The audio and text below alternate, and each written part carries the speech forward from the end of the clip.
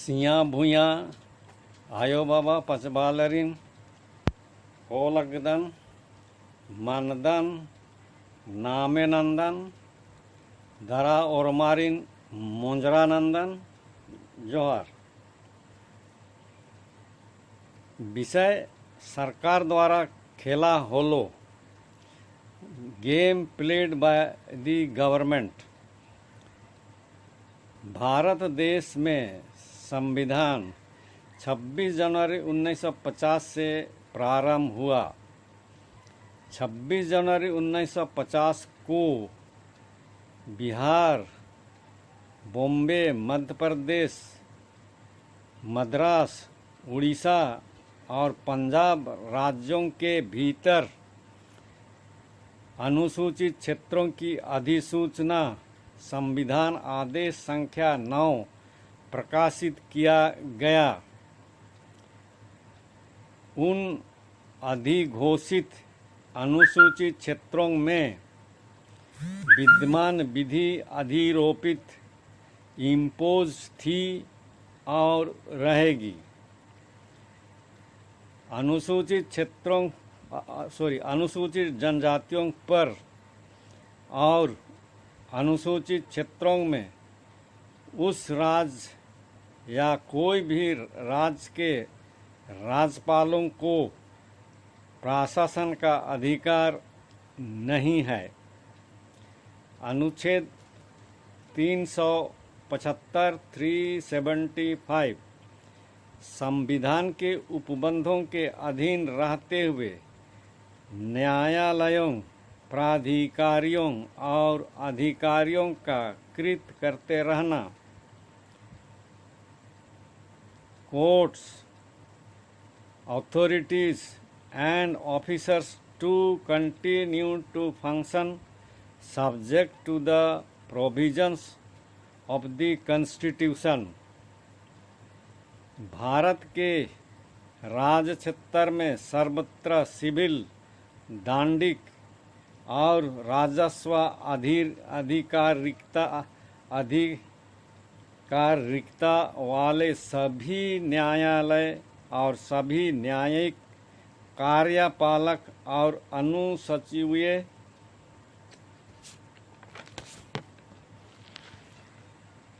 प्राधिकारी और अधिकारी अपने अपने कृत्यों को इस संविधान के उपबंधों के अधीन रहते हुए करते रहेंगे। All courts of civil, criminal and revenue jurisdictions, all authorities and all officers, judicial, executives and ministerial throughout the territory of India shall continue to exercise their respective functions subject to the provision of this Constitution। 26 जनवरी को Madhya Pradesh CP central province का Bastar central province के भीतर मध्य प्रदेश के भीतर अनुसूचित जिला था। शून्य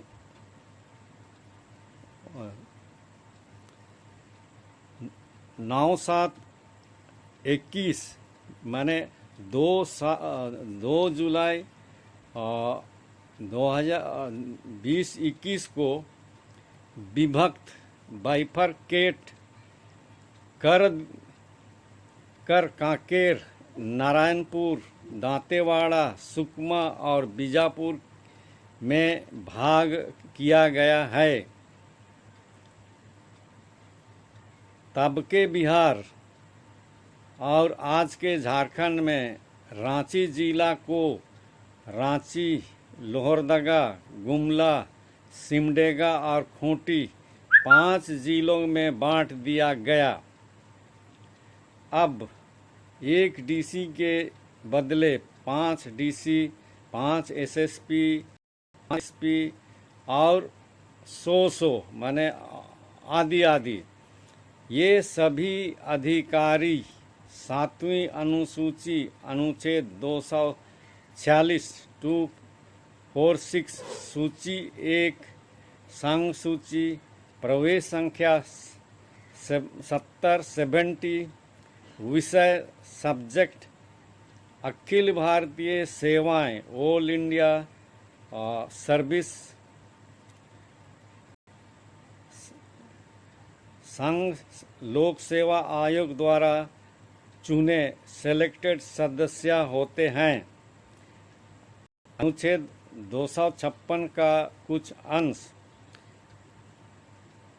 उपबंध संघ की कार्यपालिका शक्ति का विस्तार किसी राज्य को ऐसी निर्देश माने डायरेक्शंस देने तक होगा जो भारत सरकार को उस प्रयोजन के लिए आवश्यक प्रतीत हो, लेकिन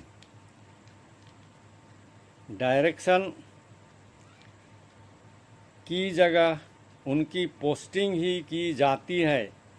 संविधान में उपबंध है कि इस अनुसूची यानी भारत शासन अधिनियम गवर्नमेंट ऑफ इंडिया एक्ट 1935 1935 अनुच्छेद 92 संविधान में विद्यमान विधि के अधीन रहते हुए किसी राज्य की कार्यपालिका शक्ति या झारखंड राज्य की कार्यपालिका शक्ति का विस्तार झारखंड राज्य के भीतर अनुसूचित क्षेत्रों पर है। ये 5वीं अनुसूची पैराग्राफ 2 से कोट किया गया। अनुसूचित क्षेत्रों में सभी पद अनुसूचित जनजातियों के लिए संरक्षित माने प्रोटेक्टेड और आरक्षित रिजर्व्ड हैं, लेकिन रांची जिले में 26% से भी कम अनुसूचित जनजातियों के लिए आवंटित है, अलॉटेड है। बस्तर या रांची का बाइफरकेशन किसके आदेश से किया गया? सवाल है, किसी ने तो आदेश दिया होगा। भारत का संविधान में भारत के राष्ट्रपति को अनुसूचित क्षेत्रों की अधिसूचना करने की शक्ति 5वीं अनुसूची पैरा 6 के खंड 1 और 2 से प्राप्त होती है। अधिघोषित अनुसूचित क्षेत्रों को विभक्त करने या करने का अधिघोषित अनुसूचित क्षेत्रों को विभक्त माने बाइफरकेट करने का अधिकार इस संविधान में किसी को भी नहीं है। इसलिए बस्तर या रांची जिले को विभक्त मन बाइफरकेट करने वाला प्राधिकारी संविधान विरुद्ध कृत्य या काम करने का अपराधी है। मान लिया जाए छत्तीसगढ़ राज्य में सरकारी सेवाओं सर्विसेज में अनुसूचित जनजातियों के लिए 32% आरक्षण है और झारखंड में 26%। अनुसूचित क्षेत्र अनुसूचित जनजातियों के लिए 100% 100% आरक्षित है।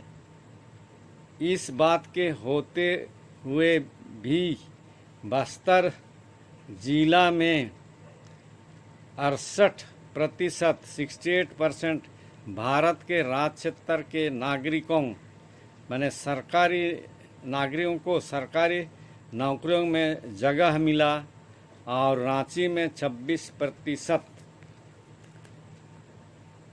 जब कांकेर जिला का गठन हुआ तब कांकेर में 68% यानी गैर अनुसूचित जनजातियों के लिए रिजर्व किया और 32% अनुसूचित जनजातियों के लिए।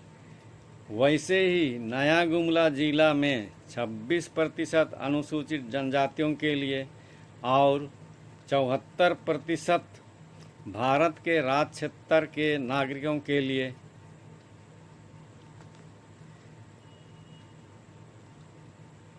और नागरिकों के लिए आदिवासियों के लिए आरक्षित और आदिवासियों के लिए आरक्षित है। यह आंकड़ा 2008-2009 की है। अनुसूचित क्षेत्रों में गैर अनुसूचित जनजातियों या संविधान का 19 के अनुसार असाधारण जनता के सरकारी सेवाओं में जगह देना इस संविधान के उपबंध के अधीन रहते हुए न्यायालयों, प्राधिकारियों और अधिकारियों का कृत करना नहीं है। ऐसा कृत इस संविधान का उल्लंघन करना है। 32 और 26% और 68 और 74%। 2021 की जनगणना में छत्तीसगढ़ में 25% अनुसूचित जनजातियों का और 75% गैर अनुसूचित जनजातियों का हो सकता है और झारखंड में 19% आदिवासी और 81% गैर आदिवासी हो सकते हैं। ईस्वी सन 2041 की जनगणना में 10% हो सकता है और अनुसूचित क्षेत्र अनुसूचित जाति बहुल प्रीपोंडेरेंस क्षेत्र नहीं होगा। सिर्फ संविधान के पन्नों में अनुसूचित क्षेत्र रहेगा। अनुच्छेद 162 राज्य की विधानमंडल को अनुसूचित क्षेत्रों के लिए विधि बनाने की शक्ति, पावर या अधिकार नहीं है। झारखंड राज्य की विधानमंडल को झारखंड राज्य के भीतर अनुसूचित क्षेत्रों के लिए विधि बनाने की शक्ति इस संविधान के अनुसार नहीं है, पर झारखंड राज्य की विधानमंडल अनुसूचित क्षेत्र रांची में स्थित है। ऐसा होते हुए भी झारखंड के राज्यपाल, उसके अधीनस्थ अधिकारी, विधायक और न्यायालय संविधान के उपबंध के अधीन रहते हुए कृत कर रहे हैं। मेरा प्रश्न है, पत्थलगड़ी करने वाले कार्यकर्ता विद्यमान विधि के अधीन कृत करते हुए देशद्रोह, नक्सल, शांति भंग करने वाले और सरकारी काम में बाधा डालने वाले घोषित किए गए संविधान ना मानने वालों को सरकारी खजाने में से वेतन और भत्ते दिए जाते हैं। आदिवासियों पर लाठी डंडे बरसाए जाते हैं। वाह रे भारत के राज्य क्षेत्र के नागरिक, संविधान के अनुपालन करने वाले। 2020 के पहले वाली सरकार आर्थिक रूप से पिछड़े जिनकी आय 8 लाख तक है सरकारी नौकरियों में आरक्षण विधिवत दिया गया। अनुसूचित जनजाति की औसतन आय 2 लाख से कम है। कठिन मेहनत से आय प्रमाण पत्र दिए जाते हैं। विद्यमान विधि अधिरोपित अनुसूचित क्षेत्रों में जीएसटी लगता है। भूमि बैंक है। पार्ट 2 की ज़मीन को, गांव की ज़मीन, गैरहो ज़मीन को सरकारी नौकरों के घोटाले का खेल बना दिया गया। अंकरूपण यानी के माध्यम से मौरोसी पट्टों की जमीन को लूटने का अधिकार मिल जाता है सरकारी अधिकारियों को।